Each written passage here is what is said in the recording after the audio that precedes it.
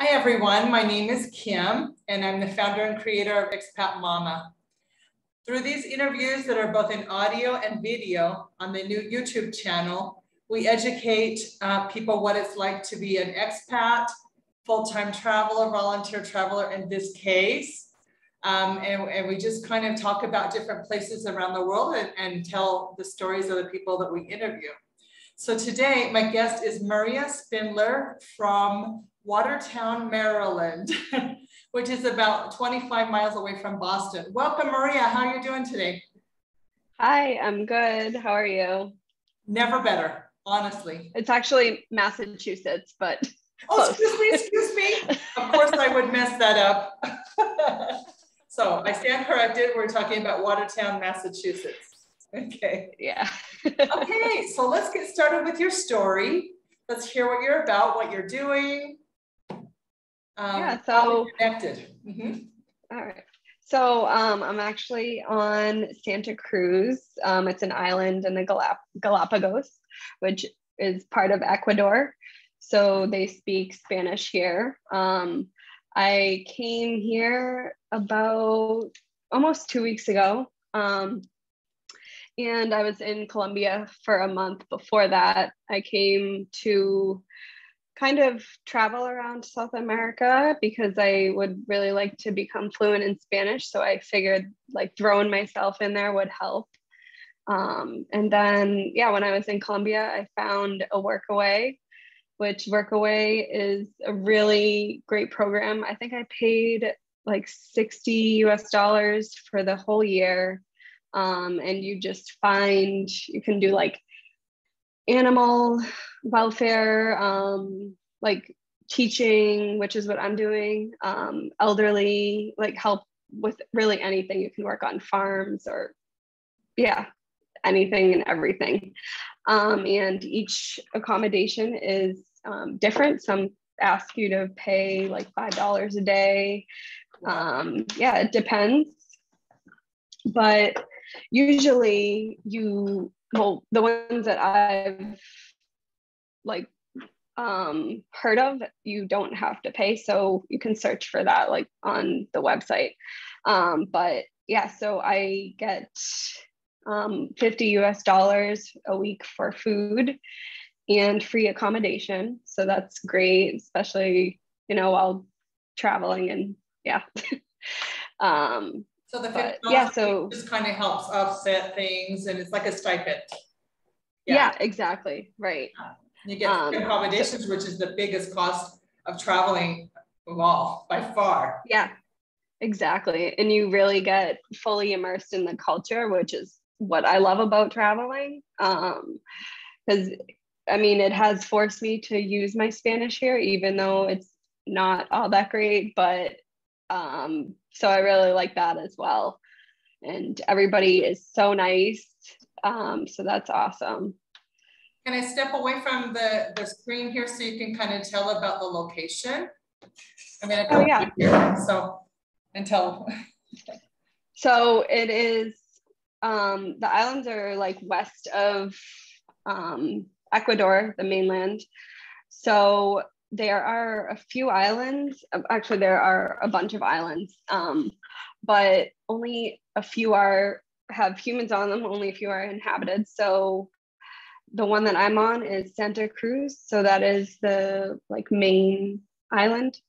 And there's I got this upside down. I think when I saved the image, it went upside down. Could it have? It didn't look like that. I'm sorry? Saving it. The image, I think I've got it upside down and backwards. Oh.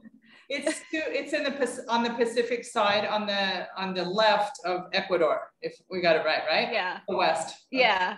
Okay. Oh, it's showing fine on my side. Oh, good. I don't know if I'm looking at the Wi-Fi or what. Upside down and backwards. Okay. Oh.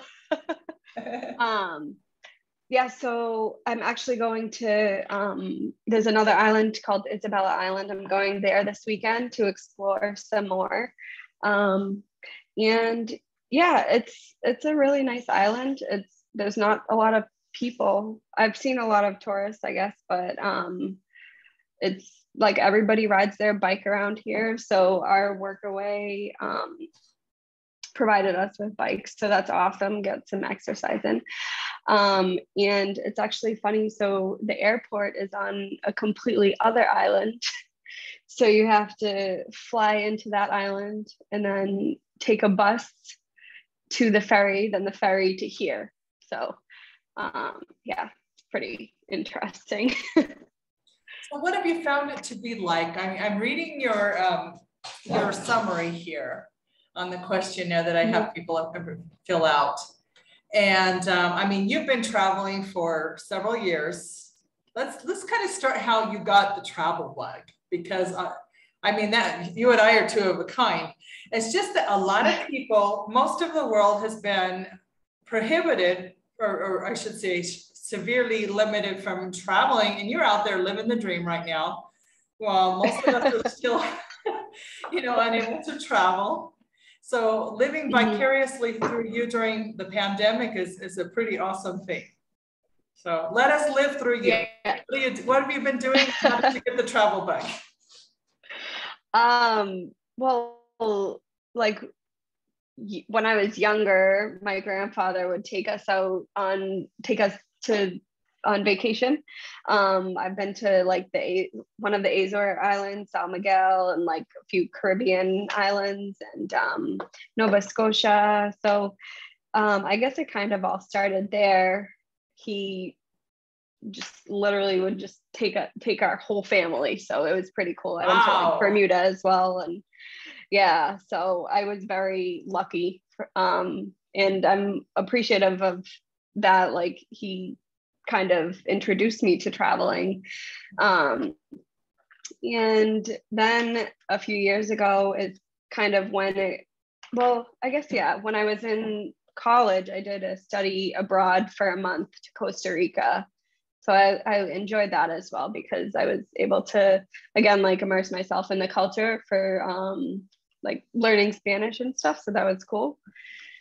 And then now, 2 years ago, no, it's 3 now, 2019, I went to Thailand. I ended up going with a program. It was supposed to be 6 weeks, but I ended up staying like, I think a total of 8 months. Oh, wow. Yeah, so that was, I think Thailand was my favorite country that I visited so far, because it just, why so? the food was amazing. What does Thailand have to offer? The people were so nice. The food was amazing. I actually had never tried Thai food before going to Thailand.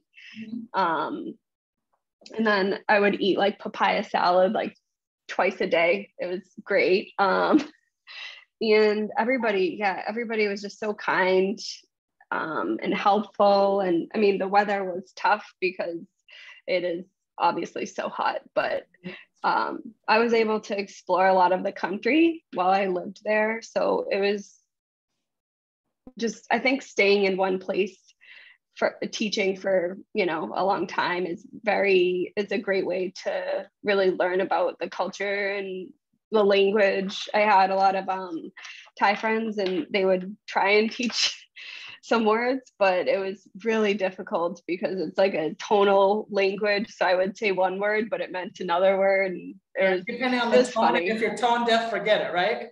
Yeah, exactly. Who knows what you're saying? So yeah. So and then I went to South Korea actually November of 2020. So it was like during the high cases of COVID. And I was there for 6 months, and then I was home for a while, just working and, you know, just hanging around because it was like summertime. So it was nice. And then my plan was to leave again in like September, October, but it just got pushed back. So then I went to Colombia January, and I've been away ever since. So it's only a month. But I went to a few places in Colombia. So I flew into Bogota, and then I was there for a week. then I went to Cartagena for a week.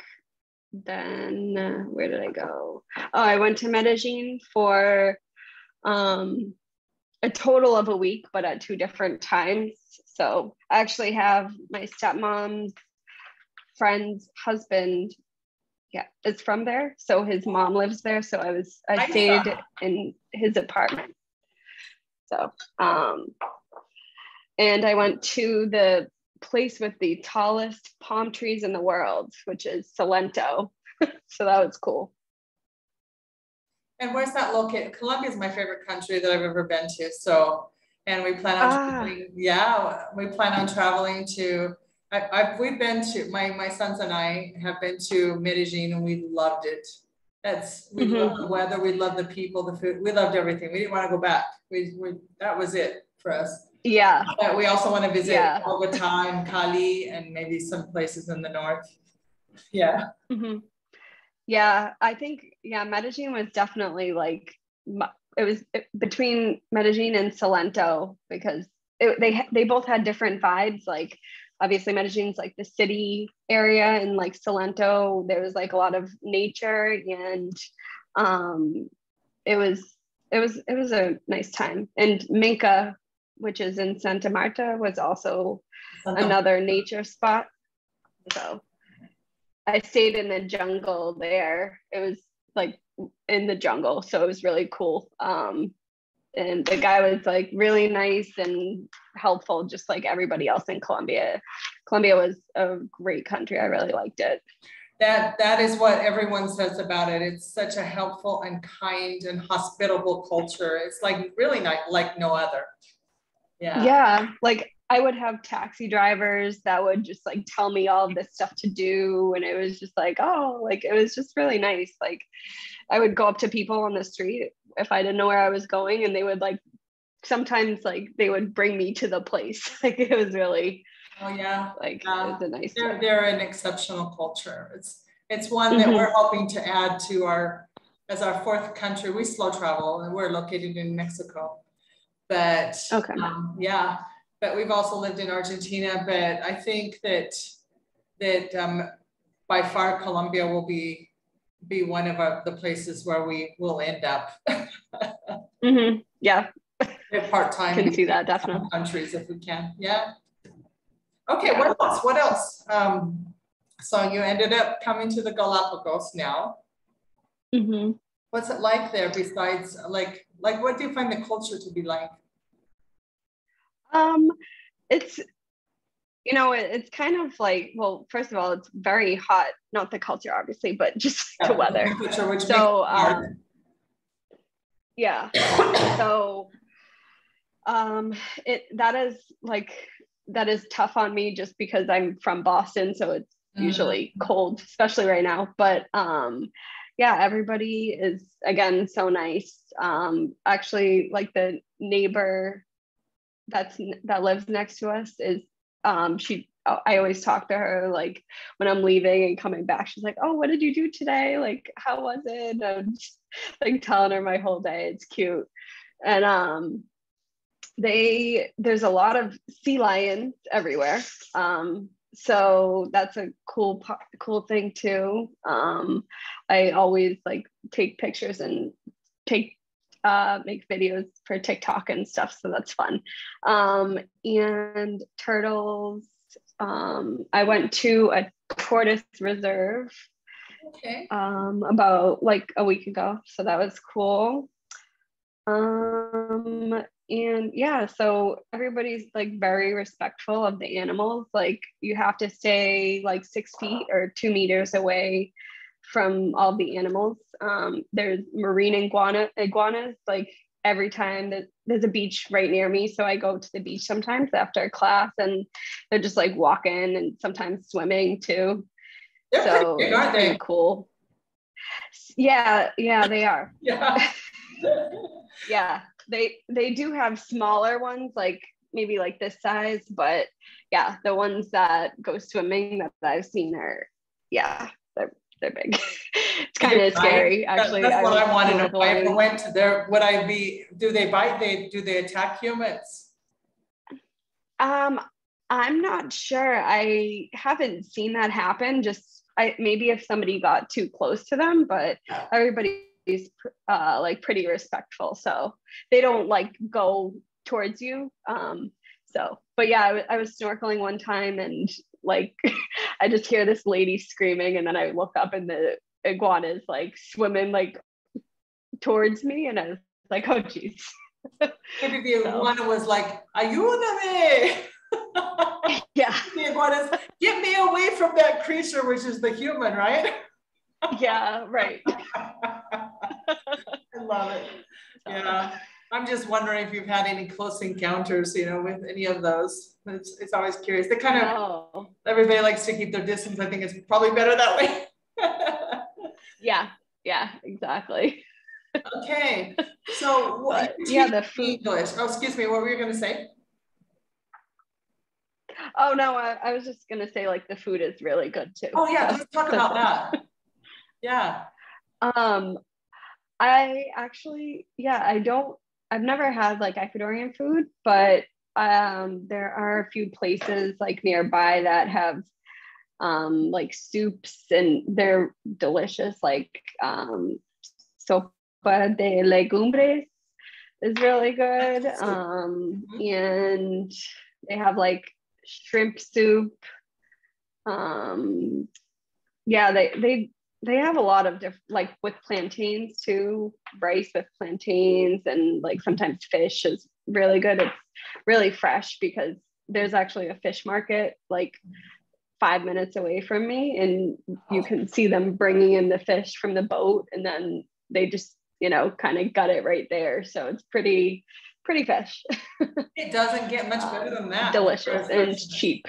And cheap. Oh, yeah. Combination, fresh and cheap. Yeah. Yum. Yes. Sounds great. Yeah. And who are you staying? I get like a meal. Are you living on your own, or what's your housing situation like there while you're doing the Workaway? Oh, so I am one of the teachers, and then there are, I actually don't know how many teachers there are in total, but we all have like our own rooms here. So they're kind of like studios. Actually, well, they are studios, but there's me and another kid. He's from New York, and then a girl from Spain and a girl from Switzerland. So we all have our own rooms, and it's right above the classroom that I teach. So that's nice. Oh, okay. So, literally work and live on site. Okay. Got it. Yeah. So is this a Workaway school, or how is the school set up? So yeah, everybody the three other teachers that I've met here, they got the job through Workaway as well. So I think, I guess it is just a Workaway school, but I mean, there are other teachers that have been here for like a year or two, so I don't think they are through Workaway. Oh, sorry. Oh, okay. I don't really know like the full scoop, but that's like the gist of it. So you're teaching the locals there English. Mm-hmm. Yep. Are they I'm an English teacher, so of course I'm going to ask these questions, you know. Are you teaching a beginning level, or are there some people that have a pretty good level of English there? Yeah, so I actually teach 2 classes. The first class that I have for the day, they are beginners, like very beginners. So we're still going over like, you know, days of the week and like, how are you, stuff like that. Mm-hmm. And then they're all adults as well. So this is actually my first time teaching adults in person. So I think I like all ages. Okay. So that's cool. Like I never realized that I would enjoy teaching adults as well, because I usually really like teaching kids because it's fun, but adults are cool too. And then my second class is a husband and a wife, so they are actually like really good. They have a good level of understanding, and speaking. They want to go to Canada, so that's why they're learning English. And yeah, I mean, they're very, very good. Yeah. That's awesome. And that also edifies you, because when you're speaking with adults, you know, you get, it's a give and take more than like with kids. It's just give, and you have to come up with all kinds of creative ways to, it's a whole different experience when you're teaching your children, right? Yeah. Exactly, right. Yeah. So, and it's nice because the lesson plans, like we teach from books, so the lesson plans and the curriculum is already provided for us. So you kind of just have to put your own personality into it and make it interesting and stuff. So, but no lesson planning, which is actually the hardest part of teaching. Yeah. Exactly, right. Yeah. Well, that's awesome. So you've been making friends, I'm sure, what with these others teachers that are there, right? So yeah. Okay. So you're going to be there till the end of March, you say? Yes. Yeah. As of now. As of now. We'll see. We continue to be determined. Okay. Okay. Yeah. But what are you thinking is going to be next for you? And why do you do what you do?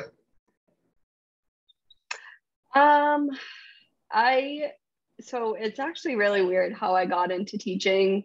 I kind of just signed up for the Thailand program because I was like, I like traveling. We'll see if I like teaching. When I was before Thailand, like I never ever thought I would like teaching, because I'm not or I wasn't, I am now, but I wasn't like a huge fan of kids. But I realized like while teaching that I really do like kids, but I just think like for myself, it's just not happening. But there, I just, I don't know, like I never wanted to be a teacher. And then now I'm just like, well, I like traveling and I really like teaching, so I might as well like do both at the same time. And I just really like seeing my students like progress. Like it's very rewarding and fulfilling, and it's just like a really great feeling for both us and for both me and them, because it's exciting. Even just now, like I've been teaching for a week and my students know, oh, hi, how are you? And I'm like, good, how are you? And even that, it's just like, it's just great to see. So I really like that. To see that you actually helped, bridge that gap for communication. So important too. And in the adults, you're probably going to help them start a new life in another country. Yeah. How cool is that? That's very rewarding. Yeah. Definitely. It is. So what have you learned from your travels? You've been to quite a few places now. What have you learned about yourself?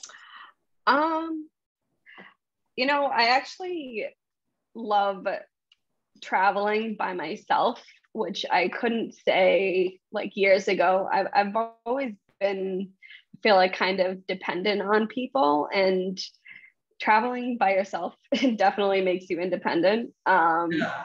And you really learn like so much about the world and about other people, about other cultures, and a lot about yourself. Like when I was in Korea, like I had to travel all by myself because I was the only teacher at that school.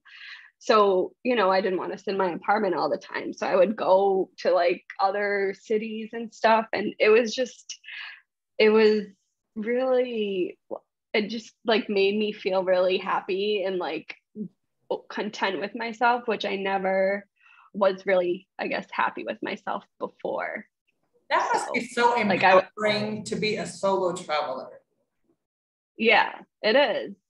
And you meet all these cool people that you obviously wouldn't ever have met before. Like I still talk to, people that I met in Thailand. It's just like in Colombia, like it's just really, you meet a lot of like-minded people, which you can't find at home, when you stay at home for ever. So let's talk about that. What the people that are still back there, what do they think about what you're doing? you know, when I told people that I was going to South America, and you know, specifically Colombia, obviously people were like, oh, why are you doing that? What are you doing? Like, you're going by yourself. And I was just like, you know what? Like, all people know about Colombia is Pablo Escobar. That's So right. I'm just like, It's not like what Colombia you think really it is. has, Once you get there, you're like, I've done several interviews with people that live in Colombia, several, and there will be more. But the people that are in Colombia, they're like, once they get there, they are blown away. And it's not what you think it is. Most countries aren't what you think it is. We have these preconceived notions, but especially a country like Colombia that's had such a hard past. But when you find that they've cleaned everything up, that there's nothing to be afraid of. And it's really a beautiful place and very safe. It is, yeah. Like I you know, it kind of, it really upset me when like I was in Colombia and you know, thinking back to people being like, oh, why do you want to go there? What are you doing there? And I'm just like, you know, like people just really have no idea what the world is like outside of, they have no idea, their little bubble. No, and they're missing out. I mean, honestly, I can only speak, we're both Americans. So if my goal for starting this channel is at a minimum, the people that listen, get your freaking passport. At a minimum, get that passport. The statistics show that only 40% of Americans have a passport, but I dare to believe it's much lower than that. Wow. Yes, that's just, for us travelers, that's just, it's very unfortunate that we live in such an insular country, and they have all these crazy ideas about other countries because they are crazy ideas and they're erroneous ideas. It's not what's really going out in the world. Right. Get out there, use that passport, get those stamps, go somewhere, leave your country and see that there's a really beautiful world out there that you wouldn't know unless you started using it, you know? And now things are starting to open up. Right, yeah. Yeah. You know, get out there. Yeah, I agree. And meet people and see things, but talk to people. And we're not talking about staying in all-inclusive resorts either. Go off the beaten path. Go out and see things like, I mean, you can do more off the beaten path than you've got, honestly. People are gonna say you're really brave and courageous, but I get you. I get you. And if I didn't have kids, I'd be out there traveling, you know, but I take my kids traveling with, and we've been, you know, all over Mexico. We've been to Colombia, Cuba, and we'll continue to travel. That isn't going to change. Yeah, that's awesome. It's the best thing that you can do for yourself and your kids if you happen to have kids. It opens the world up, and it helps them. I think more than just opening their eyes, it helps you as a person and them overcome a lot of fears. What would you say about that? Oh, totally. Yeah. Like, yeah, I mean, it's opened me up like so much. And even now, I mean, even though I have traveled a lot by myself, like sometimes I still, obviously we all like get a little nervous or, you know, scared, but you know, if I hadn't gone to Colombia because of what everybody was saying around me, like I would have been like, now that I have been there, like it just would have been really upsetting just because everything that everybody was saying was not true. So I think, traveling opens up your mind. It opens up everything, really, like even great new opportunities. Like for me, I never thought I wanted to teach English, and here I am like doing it. So it's pretty amazing. Now, let me tell you the downside about traveling. Besides the fact that you can't settle down in a place, once your mind has been opened, and it's been expanded, it can't go back to, it changes like you're like from the core. Okay. Yeah. And it also makes you unrelatable to other people that you grew up with, particularly AKA Americans. Have you found that to be true? Yes. Okay. Yes. Can you share some insight on that? Yeah, I mean, it's just little things that, you know, reverse culture shock has happened to me like a lot. Well, not a lot, but like when I returned from Korea, Thailand, and I'm sure when I returned from here, you know, it's just, I love living on an island, and, you know, not even having Wi-Fi or reliable Wi-Fi is just, you know, we take all of this stuff in life for granted. And I feel like that is why when I go home, I do relate to like my friends and stuff still, but at the same time, it is kind of different because just also just being like I wouldn't call myself like a minimalist, but not having a lot of, like, I don't have a car at home and stuff. It's just, it's a completely different life. I don't know. It is. It's a completely different mindset, because to you now that you've traveled, like a car is like no big deal. And I see it the same way too. I like renting a car, but I like, you know, returning it too. And I like getting back. It's just simplicity where you get down to that, like, okay, I don't need this. It's nice to have. Exactly. When you want it, or if you don't really need it, you can figure out another way to like get around. Most Americans really can't relate to that at all. Like not having a car. I was in Argentina. I've been in Argentina for 16 years without a car, and nobody can fathom that in the US, you know? Yeah. So. Right. Like I was actually, when I got back from Korea, I took the bus into Boston because I'm like 15 minutes from Boston. So it's like, it was great to go there during the summer, just walk around, because I really wanted to explore my city more as well. And, you know, I don't think I ever would have done that if I hadn't gone to Korea and was forced to explore by myself. So, and then going to Colombia as well. Like my mom was like, oh, who's also never left the country. She was like, oh, they must not have good transportation there. And I was like, no, every other country has great transportation. Great public transportation, like almost everywhere outside of North America. Yeah, exactly. So I was just like, no, it's actually so easy. Like you walk.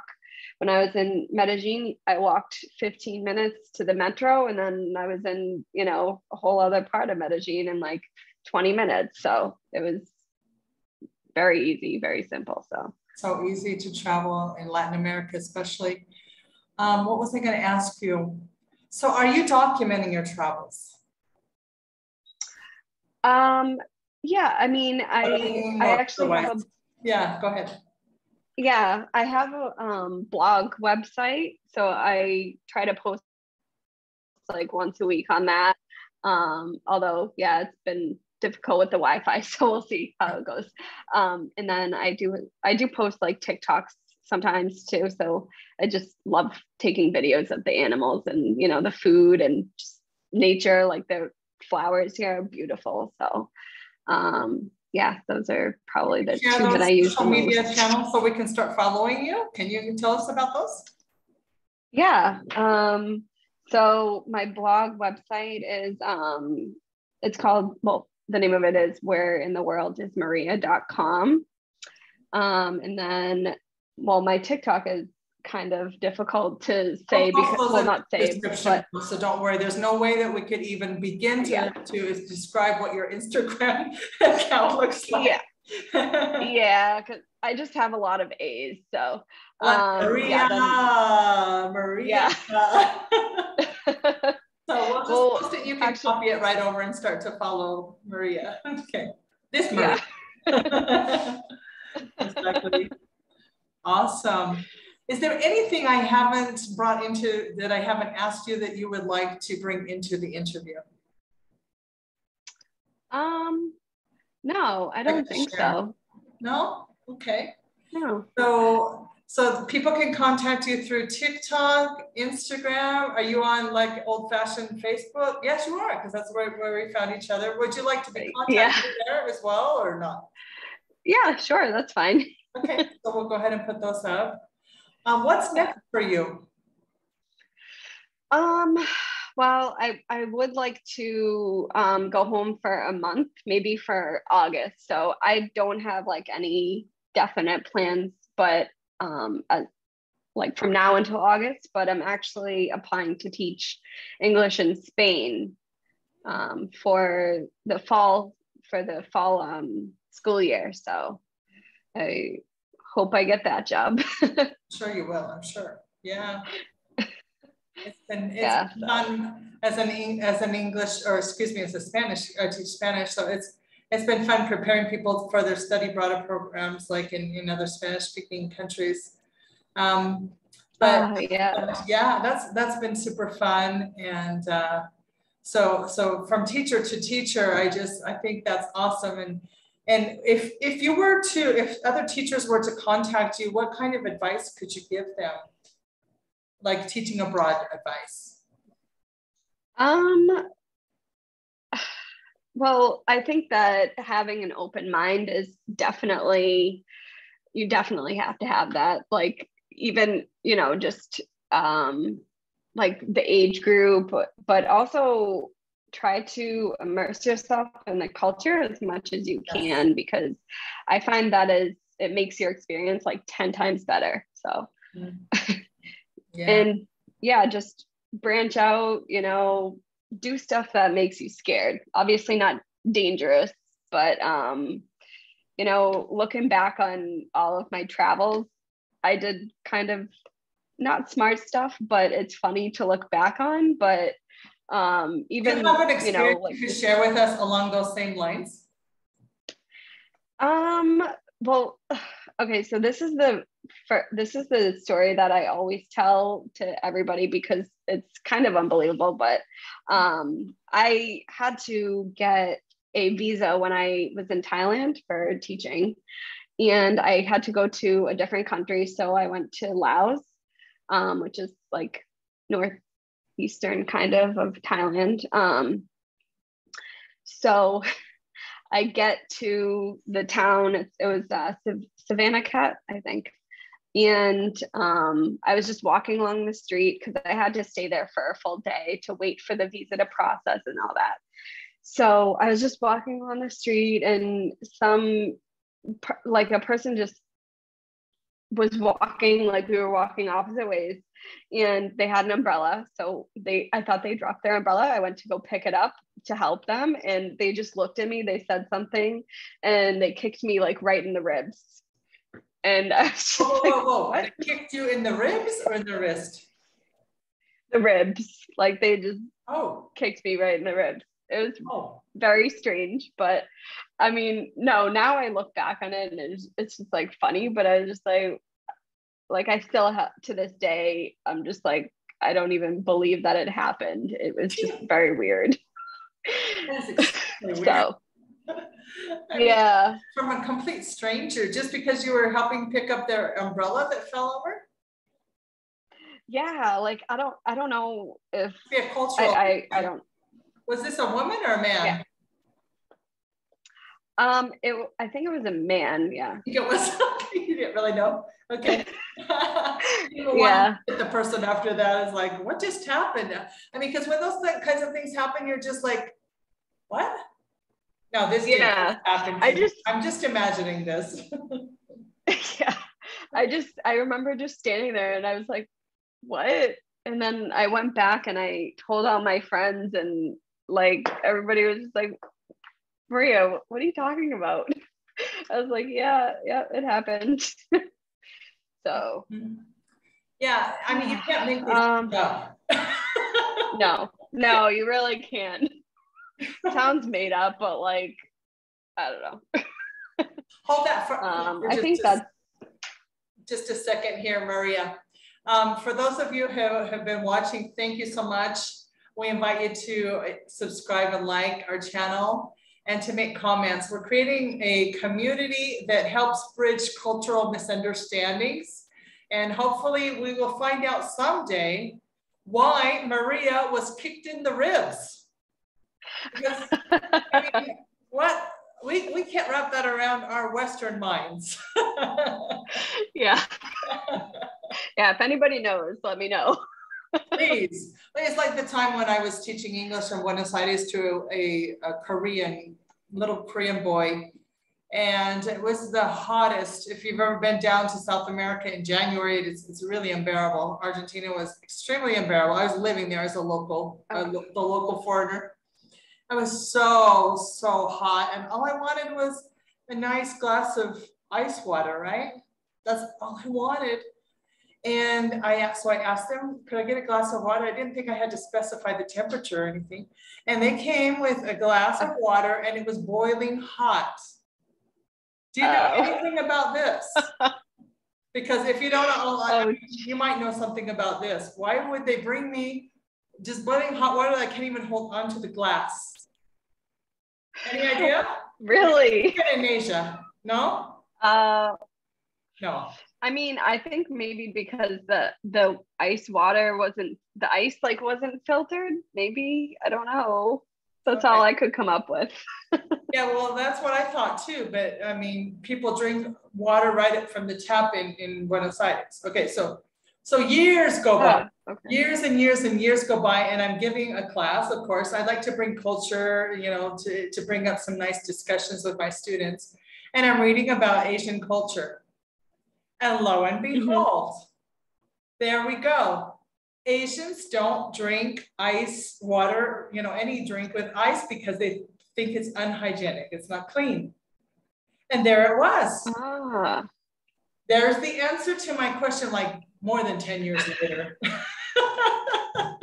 Oh my God. And I'm like, okay, so if I would have asked for ice water, they wouldn't have brought it to me because they think it's unclean. So of course they're going to bring me like a tea, water, just regular water, hot water, boiling water. I can't even hold on to the glass. And that was the reason. They were Asians. There you go. Right there. You just never know. Okay. Well, actually, do you know, when I was in Thailand, we would drink our beer with ice in it. Okay. So yeah, maybe they just, I wonder if, I can't like remember like if they ever put ice in water, but maybe it was just like a beer thing because beer is supposed to be cold. I don't know. Well, beer also has a different process than just regular water that you get out of the tap. So there might be like a little something going on with that. Who knows? But in any case, it's always interesting when you go out into the world and you have these types of experiences. There's just no way you can make these things up. Yeah, I know. It's always interesting. And you've got stories upon stories upon stories. That's what you've got. Oh, yeah. Yep. So, yeah, for sure. Yeah. Well, I want to thank you for coming on, Maria. This has been such a pleasure. Thanks for sharing stories. Thanks for being so transparent about what your experiences have been like. Thanks for loving Colombia, which is my favorite country. Yeah. and I just have a special heart for all of Latin America in general. Yeah, I can see why. Yeah. I mean, I've only been to 2 countries, but down here. But that's just to this point of your life. You still got a long ways to go. You'll get there. You'll get there. Yeah. Thanks for coming. We'll be very much in touch, and we'll go ahead and put ways that people can contact you. And yeah. God bless. Adios. All right. We'll go ahead and say adios since you're off the coast of. They speak Spanish there, I assume, in the island you're at, right? Ecuadorian Spanish? Yeah, yes, they do. Yeah. Okay, very good. Adios, muchas gracias. Yeah. All right, adios. Bye. Gracias.